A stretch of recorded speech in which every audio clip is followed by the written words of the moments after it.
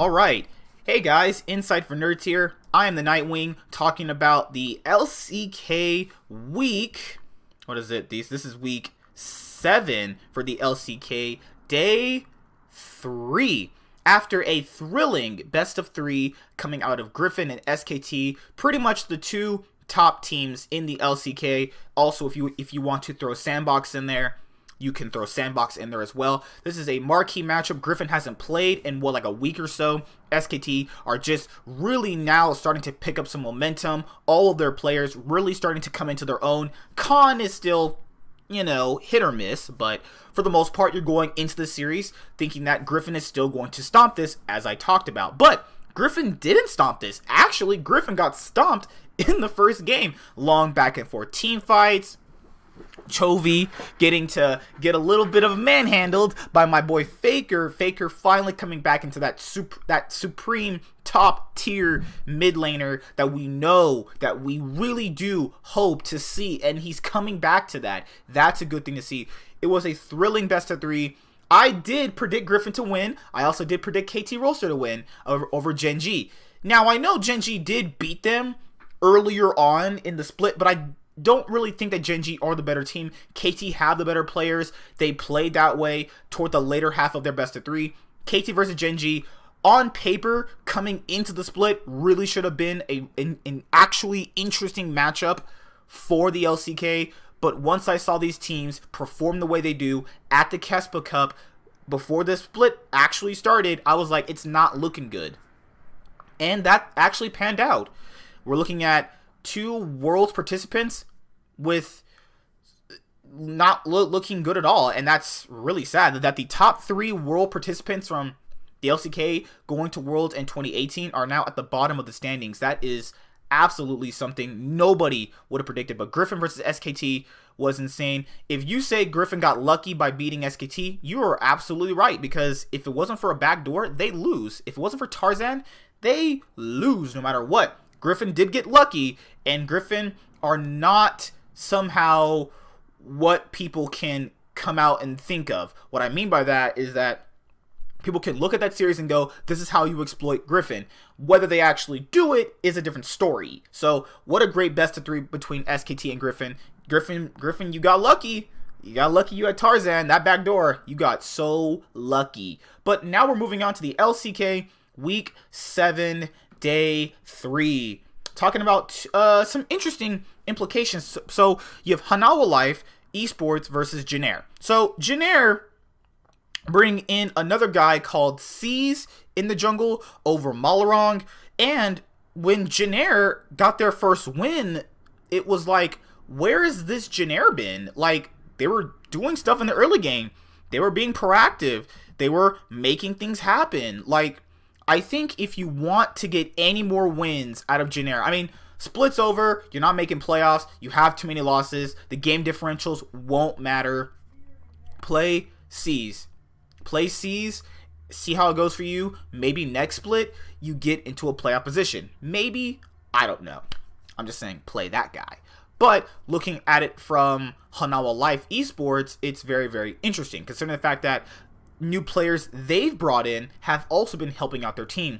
They brought in somebody new in the mid lane, and they've also have Bono and Thaw, who've actually been playing pretty decent. Hanawa Life are kind of like that guard team in the actual competitive regions, where if you can't really get past this guard team, you're not really going to be getting anywhere, because Hanawa Life can beat the bottom tier teams right now as it stands pretty convincingly. But when they face teams like Sandbox, SKT, and Griffin, or even Kingzone, they look visibly outclassed. That's just what I think about Hanawa Life. What a mouthful.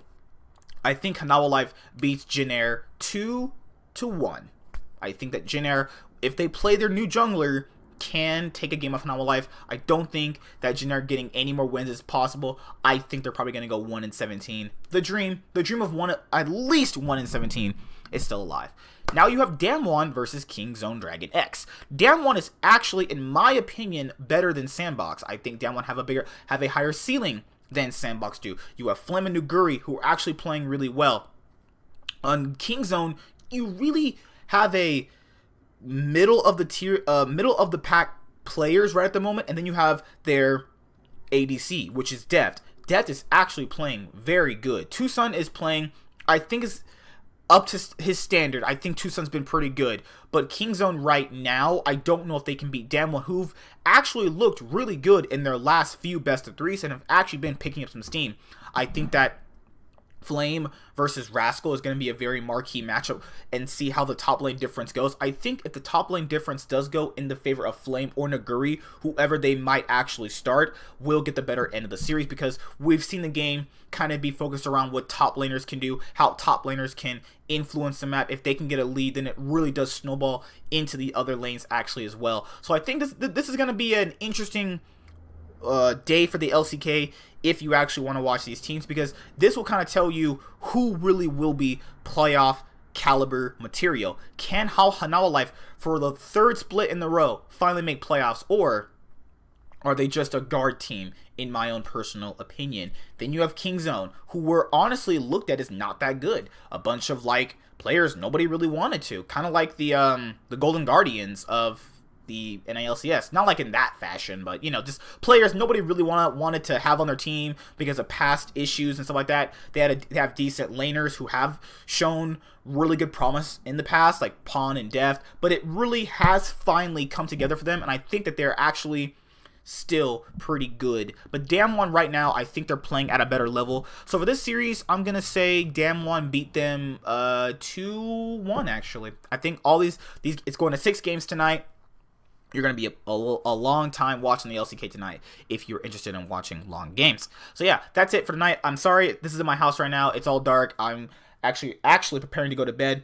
I have one more video to do. JTH is, like I said, pretty busy. He's been working a lot. I've been working a lot. So I've been actually having a little bit of free time to give you guys exactly what you want. So we're actually looking forward to that, but I'm happy to being able to now consistently do this for you. I love doing these predictions, talking about League, talking about the players and stuff like that.